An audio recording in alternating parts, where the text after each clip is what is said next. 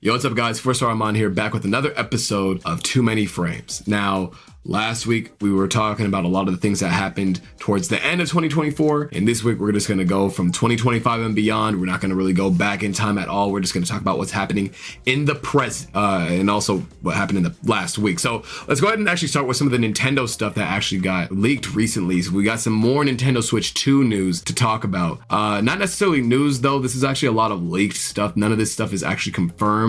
None of this will be confirmed until Nintendo actually says something, which, you know, take everything that you're about to hear with a grain of salt. But a lot of these leaks seem to fix a lot of issues that a lot of people had with the Nintendo Switch in general. One of the first leaks that we ended up seeing from this Reddit user on the Nintendo Switch 2 subreddit, they basically were telling us about a lot of the things that the Nintendo Switch 2 was going to end up having in terms of its OS. So they do say that we're going to get animated backgrounds and menu music to come back, that there's going to be like a little dark mode. They even talk about a new like app also, which we could go dive into a little bit more on the other post that somebody else brought up. They said that there's like 6 tabs on the UI, so you can have up to 60 games on the home screen at once. Just because of the way that it was designed. They also said that there was a little pointers that could be used to select Mario Kart 8, so a little bit going back to the Wii remotes, like harking back on those. So you could end up using that to probably, I'm assuming it's gonna be able to detect where the Nintendo Switch dock is. So whenever it is on the thing, you're actually pointing at the dock and not at the screen is what I'm assuming. That would make sense to me, kind of, right? And then they're saying like there's like a lot of like cool little layouts and UI stuff. They said it's basically a modernized version of the Wii U menu, which I think, depending on what they mean, could be kind of cool. I mean, you know, the Wii U menu looks pretty decently, it looks pretty all right, you know, for the Wii U. It looked like a Wii U menu, so whatever the Switch 2 ends up actually looking like design-wise, this might actually fit relatively well. So other than that, we could go ahead and talk about the next thing that they ended up bringing up, which was the Vimeo app, which is essentially Nintendo's answer to TikTok shutting down. Basically, it says Nintendo is launching a built-in social media app for Switch 2 called Vimeo. I don't want to share too much in how I got this information because it could lead to someone getting into serious trouble. Essentially, this will be somewhat similar to what Miiverse was on the Wii U. Users can share screen-recorded content and make posts. I haven't seen it yet, but apparently the app icon looks similar to that of YouTube, but it's green. The app is designed in the style of TikTok, apparently, with a lot of vertical scrolling to view content. There will be a direct messaging feature and community options for a feeling of social connection. I have also been told that the C button is related to the community features of this app. They said that's all I really know about this thing so far, but supposedly Vimeo will be available day 1 on Switch 2 with a stripped down mobile phone version releasing sometime later in that year. Now, it seems like to me, yeah, like I said, as a joke, Nintendo's answer to TikTok shutting down, but also not really, right? It's not really that much of a joke. If you don't remember, Nintendo Switch used to be able to actually upload videos to Twitter, and since Elon Musk, you know, kind of took over, made it more expensive for like videos to kind of just be uploaded straight from the Switch, they kind of just cut it all out and you can't really upload anything anymore. So this is kind of their answer to that. And that's going to allow people to actually, you know, use their Switch recording feature while also feeling like they don't have to like send it to their phone and then have a download set up. That takes way too long, right? And this is kind of like the answer to that, which I think is actually really cool. I think that Miiverse was really cool when it was out. I actually had a lot of fun in making those posts. It was like a mini Reddit for like kids, sort of, you know, but you could like draw your little things on your 3DS or your Wii U gamepad, and you can like make posts based on what games that you wanted to play. Like, so if you're playing the Professor Layton game, you could go ahead and join the Professor Layton community. If you were playing the Fire Emblem game, you know, you could go ahead and join the Fire Emblem Awakening community or whatever, and you could just give hints and share stuff, share spoilers, etc., etc. It was really cool. So I'm hoping that they kind of add something very similar to that while also having the main screen. If it's like TikTok, I would want them to have like a For You page, but it's like for the games that you actually play. So like it'll be like, okay, these are the games that you play on your Switch, so you'll get videos from those games that you play on your Switch, and then you can go ahead and essentially DM people, which I actually think is very interesting because a lot of the Nintendo games that have came out like a while ago that would have friends joining you and stuff, you wouldn't be allowed to really do a lot of things. I remember, especially on Miiverse, they wouldn't allow you to like a lot of personal information, and they would like kind of if I remember DMs not really being a thing on there because they wanted to keep children safe. So I'm assuming that because, you know, a lot of people are just older now, they're like a lot of their fan base is older. They're trying to like appeal to those people with DMs and stuff. So I'm kind of wondering how that's going to end up working, because I know that usually that's Nintendo's first thing that goes through their heads. That's why we don't really have voice chat. A lot of Nintendo games, except like Pokemon Unite, I think is like the only game I could really think of that has voice chat. But I don't know if Splatoon really does. I'm not really a Splatoon fan, but I'm pretty sure they don't have anything similar to that, unless you get the Nintendo voice chat app and join it with your friends and whatnot. But they don't have like a dedicated one like in game, right? So I wonder how they're gonna end up working around that. Other than that, though, I think this is a very smart idea. I'm excited, and I'll take everything with a grain of salt. Until Nintendo confirms everything, this could all just very well be fake. Don't buy into the hype right now, but also at the same time, we're kind of in the end game for Switch 2 speculation, and we'll eventually get the Switch 2 very soon, and it will come in our hands. Pause. Very soon. Very soon. Very soon. I cannot wait. Since we're on the topic of Nintendo, though, I do want to bring up some more Pokemon news that we ended up getting earlier today. They ended up actually bringing up the fact that this year is going to be the year of the Eevee, which in my opinion is kind of weird because, it's 2025. 25 is Pikachu's number.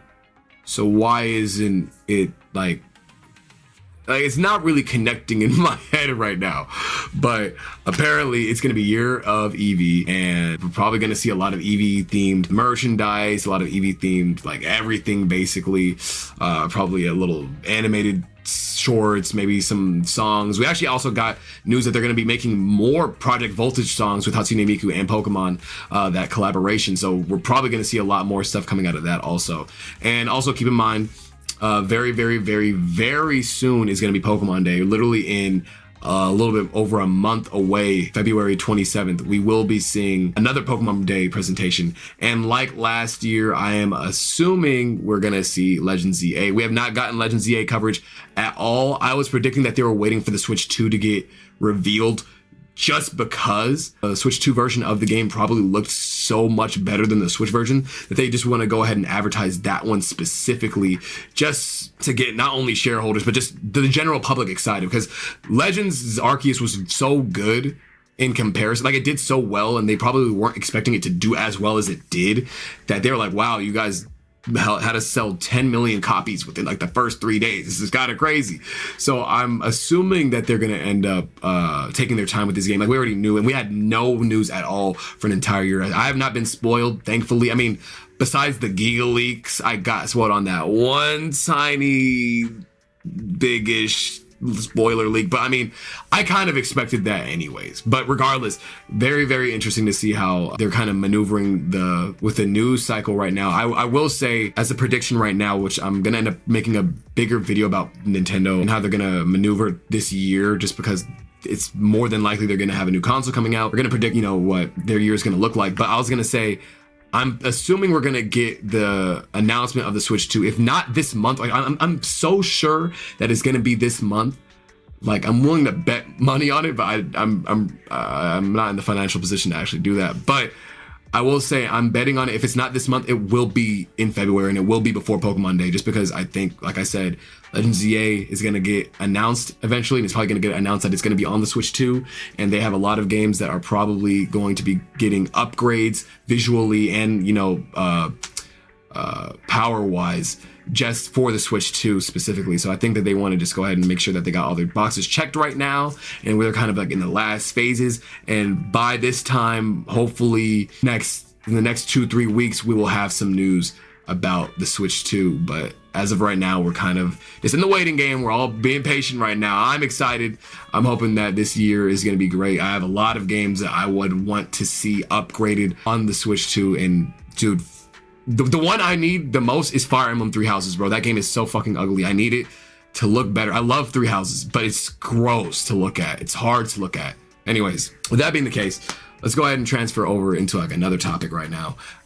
We did talk about Marvel Rivals last week, but we also ended up getting some more news this week we got some new news this week from the Twitter account that they ended up posting on. And we ended up getting news about season 1 finally coming out next week. We're going to end up getting the Fantastic Four as playable characters, all 4 of them. Not at once, unfortunately. We're going to be getting them split up into 2. So for the first half of this season, we're going to end up getting Susan Storm and Reed Richards, aka Mr. Fantastic and the Invisible Woman. And the second half of the season, we're going to end up getting the Human Torch and the Thing, Ben Grimm, and Johnny Storm. I'm very excited to see how they play. So we actually, funnily enough, right before this video was recorded, they did end up showing not only a trailer for season 1 earlier this morning, but we also got a trailer for the gameplay of Reed Richards. And honestly, he looks so fun. Like, I love One Piece, right? And I love Luffy. Like, I'm not that big of a fan of the Fantastic Four in terms of like comic book accurate stuff. Like, I know he can stretch and do anything. Like, I know that's his whole thing, but seeing it in action in this game looks so cool, bro. Like, I need a Luffy mod on him ASAP. Modders, get started, bro. I need a Luffy mod on him as soon as y'all can. That'd be so cool, bro. Like literally, like he looks fun. He looks so fun. He's like out there bouncing around and beating the shit out of everybody, bro. He grabbed Iron Man and then he grabbed Captain America and made them kiss and shit, bro. I was like, oh my God, this is crazy. Cool character. Unfortunately, he's DPS. I feel like he could have been a tank. You know, I feel like we need a lot more tanks or Vanguard characters in general so that people will want to play them more. I feel like that's the main reason. Like, my biggest issue with the game is just the amount of DPS or duelist characters that are in the game. I feel like the more strategists and the more Vanguards that you give us, the more people are going to want to actually play them. And also, speaking of strategists, of course, that's what Susan Storm is going to end up being, the Invisible Woman. Now, we don't have any gameplay for her right now. I believe we're going to end up getting a gameplay trailer for her later on before the season actually comes out next week. So we'll end up seeing some more stuff of her, but I have seen some leaks footage of her and she looks very good. She seems like she's going to be a good AoE healer. She's going to have like a lot of range and stuff. Of course, obviously in this game you need range to be good in terms of heals, right? So I'm very interested to see how she's going to be playing and see how she's going to fit on a lot of team comps. And I'm also very interested to see what her team up abilities are going to be like. I feel like a Cloak and Dagger one makes a little bit of sense, as they both have like a lot of AoE heals things. I think that could be something very interesting, or maybe her and Moon Knight, maybe her and Johnny Storm probably when he comes out. But with that being said, Marvel Rivals is looking like they're going kind of crazy. This season 1 actually is seeming for the battle pass is going to be vampire themed. It shows Dracula taking over New York, you know, and we get 3 new maps, one in the Sanctum Sanctorum, I said that wrong, and 2 other places in New York that I cannot remember for some reason. I know it's Mid-City and somewhere else, but we're going to be eating a lot. Marvel Rivals is feeding us. And they also just announced a free-for-all mode, very, very similar to, you know, I'm going to say it again, you know, what Overwatch has. They're just putting a lot of game modes in here so we can, if you don't feel like playing comp, you can play something else. You know, there's a team deathmatch version, there's gonna be a free-for-all version, and reportedly, according to leakers, there is a very, very high chance that we get some PvE. I saw a lot of people saying on Twitter, like, oh, it'd be really cool if we could fight Sentinels or just other things. I feel like with the inclusion of Ultron as a character, I could definitely see them adding in like Ultron drones being like villains and shit. You have to fight a bunch of Ultrons.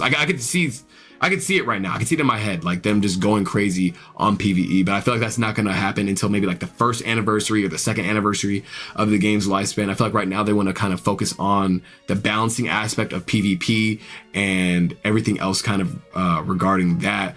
But regardless though, this game they're hitting so hard, bro. Did y'all see that Wolverine skin? Did y'all see it? That shit looks crazy. I will say it's kind of crazy that it's a vampire themed season, but no Blade is here. I'm assuming after this season, since what they're saying is that the battle pass is usually story based, that after this season we'll probably get Blade and Ultron in season 2. They also said, you know, I'm kind of going backwards here, but they also said that this season is going to be twice as long and twice as large. So we're going to be getting 10 costumes in that battle pass rather than 5. We're gonna end up getting 4 characters this season rather than 2, which is why it's gonna be split up. So every 6 weeks we're gonna be getting 2 character drops, assuming presumably just because of how they're saying it and setting everything up.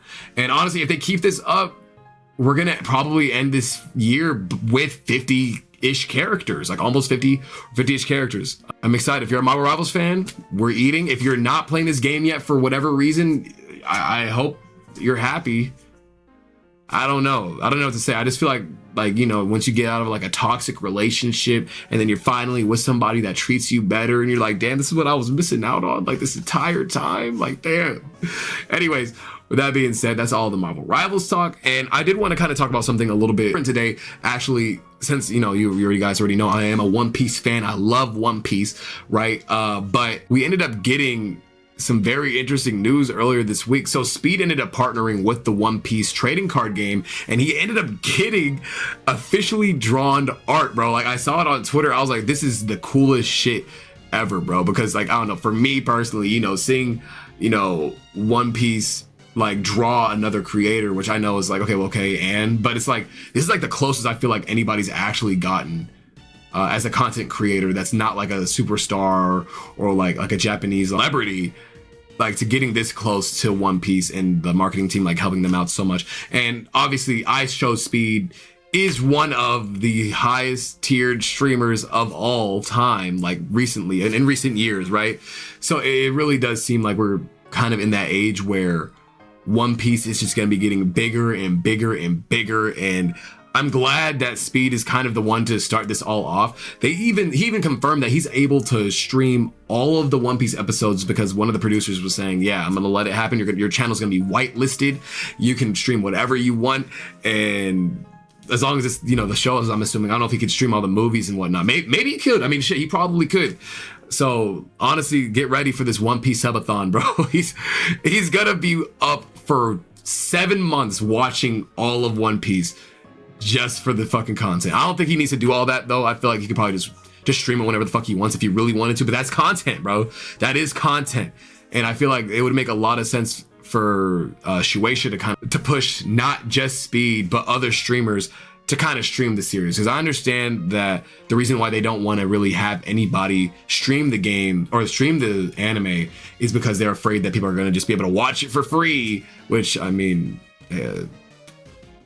you know, watch it for free and not pay any money for it, which, so anyways, I get it. I get why they would not want anybody streaming it, but it's looking like this is like the beginning of something new happening, and hopefully a new connection and friendship with other content creators. I mean, not everybody's going to be as big as IShowSpeed, but I'm hoping that the dedicated One Piece YouTubers like Totally Not Mark, or not One Piece, you know, he's anime in general, but you know, Totally Not Mark, Rogers Base, etc. All these other people that are huge anime fans are able to start streaming anime soon, and hopefully, you know, we could start getting some new shit. I want to stream One Piece too. Fuck, you know. But with that being said, it's really cool. I think Speed is honestly growing at a very, very fast rate. Like, obviously, like, I mean, shit, he was racing Olympians and shit like just recently, like a few months ago. So I'm excited, bro. And the one other thing I want to talk about, you know, today, the day that I'm recording this and the day that it is going up, CES would have started already. It is started as of right now. Actually, as soon as I sat down in my chair, I'm like, oh shit, CES started. So we actually did get a few things, a few little pieces of news. I think we're gonna get some more later on tonight. I don't really know how much we're gonna actually be able to see, but as of right now, we got some really cool announcements actually, so we could go ahead and talk about a few of these. We actually got the announcement of the GeForce RTX 50 series. As of right now, it's looking like we're gonna be getting the 5090, the 5080, the 5070 Ti, and the 5070. 5070 is gonna be $549, the 5070 Ti is gonna be $749, the 5080 is gonna be $999, and the 5090 is gonna end up being $1,999. And I'm gonna be honest, bro, my PC's just never gonna be able to get updated, bro. This shit's so expensive. I don't know why it's 2 times the price. That's gotta be crazy, right? Like maybe like an extra $250 on top, but they're saying that they actually got the DLSS 4 actually made right now, so it's gonna end up being even better. You're gonna be able to have way more frames with like less power being used, quote unquote. So I'm kind of excited to see what they actually do with this. I can't wait to see what games are gonna be able to run on these things. I think that we are kind of in like the era of diminishing returns, where like the stronger that these things get, that the power increase isn't gonna be really as huge as we think. But obviously this new shiny technology, you know, we're gonna feel it. We are definitely gonna feel it. It's just like, you know, damn, for this much money, like 2K, like I'm not spending 2K on this shit, bro. Like I'm really not for my PC. Like anybody else's PC, cool, but like, my PC can still run some games coming out. So I mean, I don't really need it. Other than that though, they also showed off, Sony actually started showing off a few other things too, with a lot of their games getting anime and film series. So we could go ahead and go through a couple of these also. So as of right now, it's looking like Ghost of Tsushima is getting its own anime. Helldivers is getting a film adaptation. Horizon Zero Dawn is gonna get a film from Columbia/PlayStation Productions. We also got the trailer for The Last of Us Season 2, which is also coming April 2nd. So it looks like to me, they're kind of seeing the success of all these other franchises and movies, and it seems like they're making some money, because I don't know why they would put all these games and make them movies now if they weren't making money, or they at least saw the potential of money being made.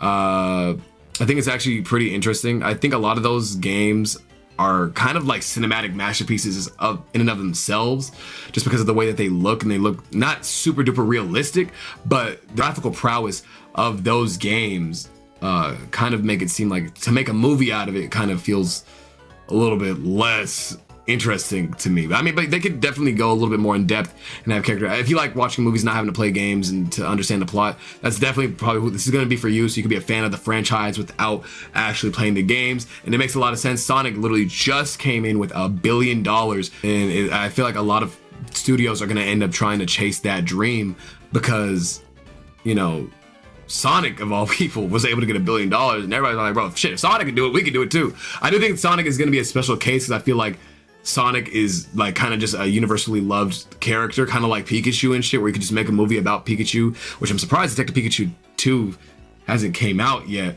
But, you know, I feel like Sonic kind of makes sense. He's like universally loved. People were like, yeah, I used to play Sonic when I was a kid, or they just know of Sonic. And since kids like little fucking furry animal characters and shit, they'll go ahead and watch those movies too. So I feel like it's a win-win for Sega. Sonic is getting a glow up, at least in terms of like its, you know, the IP. So hopefully the future for Sonic and all these other games that are getting turned into movies bodes well for the future of video game adaptations, because I know that there was so many that were just bad for such a long time, and I think that we will probably see some positive results from this later on. With that being the case though, that is going to be the end of today's video. I did want to say that today's video was actually a little bit less, actually there was no script at all. So for episode 1, I did have a script. This episode, I was like, I don't want to do a script. I want to see how I do without one. I will say though, I did record this like 45 fucking times because of the fact that nothing was working for some reason. I recorded, bro. Okay, so I recorded it and I was like, okay, this is cool. Then I ran out of space. And I was like, damn. And then I went through a whole thing, deleting everything. And I was like, all right, let me go ahead and start recording again. Came to find out I wasn't recording. So this is technically my 3rd try. And if this doesn't end up going well and there's like a fucking issue, the file corrupts or whatever, you guys aren't getting an episode. So, but with that being said, I mean, if you're seeing it, then you obviously got the episode. But with that being said, if you guys like the non-narrated version, let me know down in the comments. If you prefer me to have it, not narrated, sorry. If you guys prefer the non-scripted version, let me know down in the comments. I'll continue doing it non-scripted. But if you guys prefer it being scripted, then I will just go ahead and script the videos out before I record them, just that way it's a little bit easier, and also probably faster too, because then that way I condense pretty much everything and the videos will end up coming up shorter, because if you let me talk for long enough, I will keep going forever. But with that being said though, I do want to also give another shout out to Kez. He did comment on the video. He was from the Pokemon Cypher. He was in the Ghost type one. I was flabbergasted. I was driving to work. I saw him fucking comment on that, and he said the editing was good. And I'm like, I know you're lying, because that shit looked like trash to me. But I appreciate the compliment, bro. I was so fucking geeked, I'm not gonna lie. So with that being said, shout out to Kez, I guess. And I'll see you guys on episode 3 of Too Many Frames. I'll see you guys next Monday.